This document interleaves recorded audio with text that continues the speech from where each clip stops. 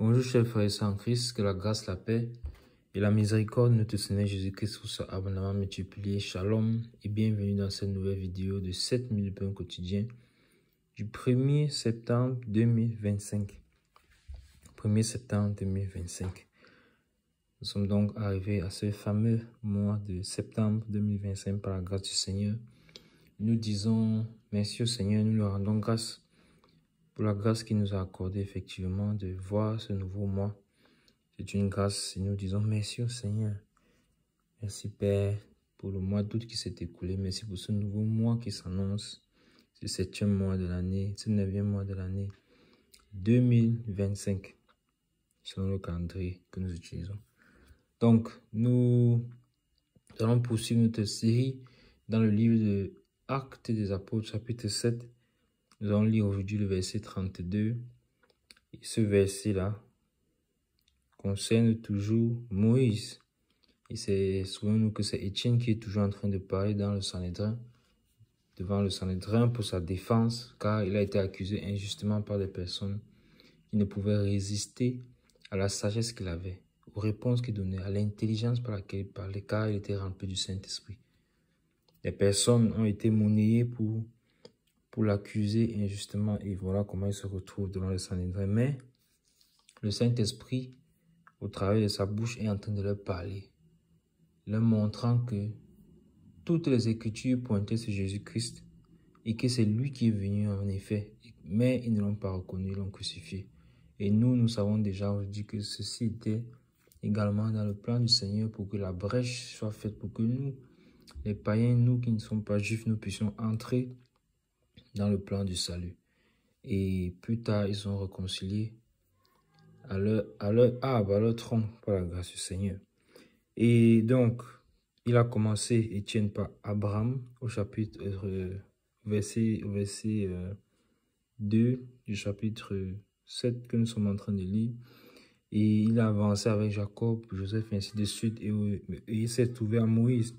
Et à Moïse, donc, nous sommes aujourd'hui rendus au verset 33. Et nous avons vu dans la vidéo précédente que le Seigneur a parlé à Moïse, a donné à Moïse une parole de réconciliation, une parole de réconfort, une parole pour lui donner de savoir que c'est Dieu qui est en train de parler, pour qu'il sache qu'il n'ait pas peur, qu'il sache que Dieu connaît sa vie, que Dieu l'a connu tout comme il a connu Abraham, Isaac et Jacob, que Dieu avait un plan pour lui, que comme il avait un plan pour Abraham, Isaac et Jacob, et que Moïse, que Dieu est le Dieu des vivants. Et que Abraham, Isaac et Jacob, effectivement, sont vivants parce que Dieu est le Dieu des vivants. Et Moïse, donc, on avait lu dans la dernière partie du verset précédent que tout tremblant, il n'osait regarder. Donc, tout tremblant, il n'osait regarder. Parce que c'était effectivement quelque chose d'assez particulier. Et dans la vidéo même qui venait avant, nous avons vu que ce buisson-là qui était en feu mais qui ne se consumait point, c'était une manière pour Dieu d'attirer son attention. Mais il fallait que lui, il s'attarde pour venir regarder, pour venir observer ce que c'est. Et c'est ce qu'il a fait. Et c'est quand il s'est approché maintenant que la voix s'est fait entendre. Et nous avons vu que c'était une image pour nous. Lorsque Dieu attire notre attention, nous devons nous approcher de lui, venir à lui et il parlera toujours. Peut-être pas audiblement, mais d'une autre manière. Peut-être pas comme nous pensons, mais à sa manière, parce que les pensées des hommes ne sont pas les pensées de Dieu. Et nous avions déjà vu également que en ce qui concerne Moïse, à un moment donné, lui aussi, il pensait que en venant délivrer le peuple, il allait faire avec la vitalité, la brutalité, que tout allait vite se passer. Il a tué un Égyptien comme ça, par erreur. Donc, nous avons vu que les pensées de Dieu ne sont pas les pensées des hommes. Mais nous devons donc nous approcher de Dieu. Et le verset 33 donc, qui nous concerne, dit, le Seigneur lui dit, ôte tes souliers de tes pieds, car le lieu sur lequel tu te tiens est une terre sainte. Ôte tes souliers de tes pieds, car le lieu sur lequel tu te tiens est une terre sainte. Alors, le Seigneur demande à Moïse d'ôter ses souliers. Vous savez que même dans la tradition juive, les pieds, c'était quand il fallait entrer chez un étranger, ou bien chez un invité, Alors, bien, tu t'es invité quelque part, on lavait les pieds. Pourquoi? Parce que c'est les pieds qui portent la poussière. C'est les pieds, quand on mange, puisque c'était effectivement aussi avec les sandales que les gens marchaient. C'est pas les chaussures fermées comme aujourd'hui. Donc, les pieds collectaient la poussière. Et la poussière, il fallait donc laver les pieds. Et vous voyez que même le Seigneur Jésus-Christ, lorsqu'il a lavé les pieds de ses disciples, il leur a dit que vous m'appelez maître, Seigneur, vous avez raison, mais moi qui suis le maître, je vous ai lavé les pieds. Donc, il s'est humilié, pourtant il est le maître. Il a lavé quelle partie du corps? Les pieds. Pourquoi? Parce que les pieds sont la partie la plus sale du corps, la partie qui prenait la saleté, la partie qui prenait la poussière.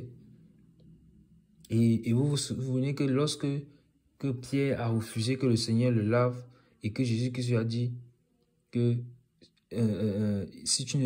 qu'il faut que tu sois lavé en fait, sinon tu ne pourras pas prendre part. Il a dit non seulement les pieds mais aussi la tête. Le Seigneur, quelle est la réponse que Dieu lui a donnée? Quelle est la réponse que notre Seigneur Jésus-Christ a donnée? Que celui qui a lavé les pieds, et déjà ça suffit. Vous voyez que ça suffit. Parce que c'était effectivement ainsi dans notre tradition, dans la coutume juive. Donc, le Seigneur dit à Moïse, Dieu dit à Moïse, et le Seigneur lui dit, ôte tes souliers de tes pieds, car le lieu sur lequel est une terre sainte. Alors nous, ça nous enseigne que nous devons apprendre à craindre le Seigneur. Nous devons apprendre à craindre la présence de Dieu. Nous devons savoir que Dieu, il est notre ami, mais on ne doit pas plaisanter ou jouer avec lui. Il est aussi notre Père. Il est aussi le créateur du ciel et de la terre. Et donc, il est puissant, il est vivant, il est le juste juge. Donc, ôte tes souliers de tes pieds parce que le lieu sur lequel tu te tiens est une terre sainte. Et nous sommes également encouragés à nous laver les pieds les uns des autres. Qu'est-ce que ça veut dire? Ça veut dire que c'est pas forcément physiquement, c'est physiquement, mais c'est surtout spirituellement. Ça veut dire quoi? Que nous devons nous humilier les uns les autres. Comme je viens de mentionner tout à l'heure, Jésus-Christ qui a lavé les pieds de ses disciples. Nous devons nous humilier les uns les autres. Vous voyez que si quelqu'un est en colère, a un problème contre toi, si quelqu'un est en colère contre toi, si quelqu'un t'en veut pour quelque chose, mais si tu as fait du mal à toi-même, tu as fait du mal à quelqu'un, si tu lui laves les pieds, je vous dis mes frères, il y a une puissance là-dedans. Si tu laves les pieds de cette personne, vous pouvez vous imaginer comment la personne va se sentir. Waouh! Son cœur va être brisé, même s'il a le cœur le plus dur, n'importe comment, son cœur va être brisé. Il va dire quelle humilité. Parce que le fait même seulement de laver les pieds, pour pouvoir laver les pieds de quelqu'un, tu dois te baisser en fait. Tu vois? C'est une façon de s'humilier devant la personne, même physiquement en fait. Et ensuite, le geste même en lui-même est aussi un geste d'humiliation. Parce que, voyez-vous cela être pratiqué de nos jours aussi facilement? Non. Justement parce que c'est un geste d'humiliation. Mais le Seigneur veut nous enseigner à être humble, tout comme lui il est humble, tout comme lui également, il s'est humilié à la croix pour nous. C'est en s'humiliant, en prenant même la semence, en devenant un homme, en prenant la forme d'un homme. C'était déjà une humiliation terrible. Le grand Dieu des cieux qui prend la forme humaine pour venir sur la terre, pour nous sauver. Et encore, il vient sur la terre, il est soumis à toutes les tentations dont les hommes peuvent être soumis, mais il ne pêche point. Et non seulement il n'a pas péché, donc il est un homme plus saint. En plus de ça, il est quand même crucifié. Il meurt d'une manière tellement brutale après avoir été torturé. Donc, nous sommes appelés à marcher dans l'humilité. Que l'humilité soit notre partage et nous accompagne tous les jours. Amen. Nous nous arrêtons là pour aujourd'hui. C'est tout pour les 7 minutes de pain quotidien de ce jour. Que la grâce, la paix et la miséricorde de notre Seigneur Jésus-Christ vous soit abondamment multipliée. Shalom.